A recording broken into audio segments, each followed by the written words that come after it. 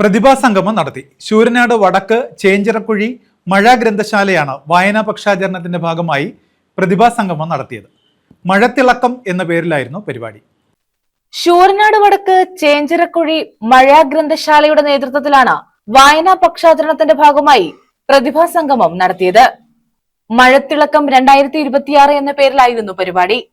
SSLC +2 പരീക്ഷാ വിജയികളെയാണ് അനുമോദിച്ചത്. കൊല്ലം ജില്ലാ പഞ്ചായത്ത് അംഗം A. റമീസ് ഉദ്ഘാടനം ചെയ്തു.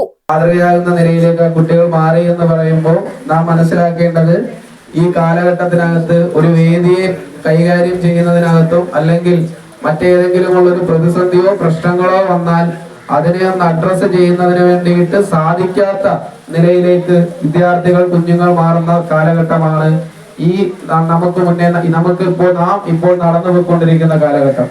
അതൊരു ആമുഖത്തിന് വേണ്ടി വെറുതെ സൂചിപ്പിച്ചതല്ല, മറിച്ച് കൃത്യമായി തന്നെ പറയുന്നത് കേരളത്തിനകത്ത് ഏറ്റവും കൂടുതൽ സൂയിസൈഡ് ആത്മഹത്യ നടക്കുന്നത് കൊല്ലം ജില്ലയിലാണ്.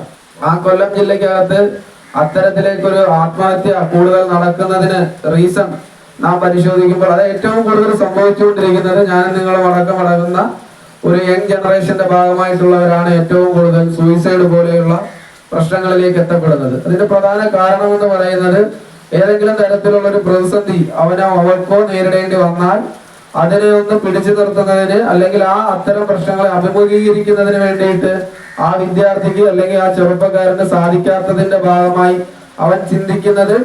ഗ്രന്ഥശാല പ്രസിഡന്റ് നവാസ് S. ചേഞ്ചിറക്കുഴി അധ്യക്ഷത വഹിച്ചു.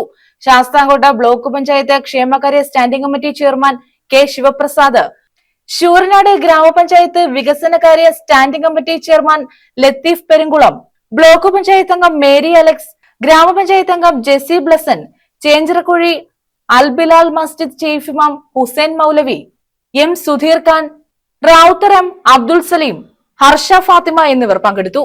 വായനയുടെ ലോകത്തിന്റെ തലപ്പത്ത് എത്തിയ ഏറ്റവും പ്രമുഖനായ ഒരു വ്യക്തിയാണ് മൈക്കൽ ഫരാഡെ. മൈക്കൽ ഫരാഡെ എന്ന് പറയുന്ന അദ്ദേഹം പുസ്തകം ബൈൻഡ് ചെയ്ത് ശാസ്ത്രലോകത്തിലേക്ക് കടന്നു വന്ന ഒരു പ്രതിഭാശാലിയായിരുന്നു. അങ്ങനെ അദ്ദേഹം ഉയർച്ചയിലേക്ക് എത്തി. ലൈബ്രറികളിൽ കൂടി വായനകളിൽ കൂടി അദ്ദേഹം ലോകം അറിയപ്പെട്ട ഒരു ശാസ്ത്രജ്ഞനായി മാറിയ ഒരു വ്യക്തിത്വമാണ് അദ്ദേഹം. അതുപോലെ തന്നെ ഗ്രന്ഥങ്ങൾ വായിച്ച് ഇതിഹാസം തീർത്ത ഒരു മഹാവ്യക്തിത്വമാണ് ഇബ്നു സീന എന്ന് പറയുന്ന മഹാപണ്ഡിതൻ. News bureau, Sasthamkotta.